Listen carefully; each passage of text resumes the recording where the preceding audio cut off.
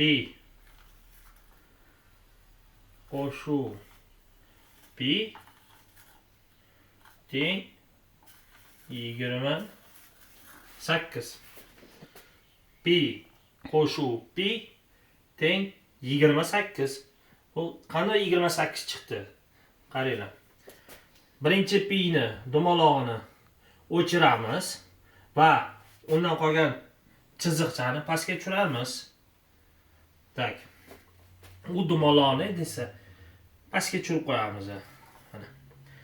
Tak, ikkinchisini ham o'chirib bu dumalog'ni pastga tushiramiz va qolgan chiziqchani buni tagiga tushiramiz. Va shunda nima hosil bo'ladi? Buni qo'shib 1 qo'shsak 1 teng 2 ga.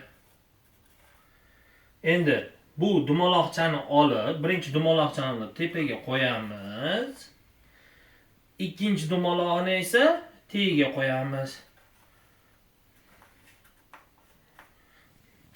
Endi qarang. Demak, nima bo'lar ekan? Pi qo'shuv pi 28. Mana javob sizlarga.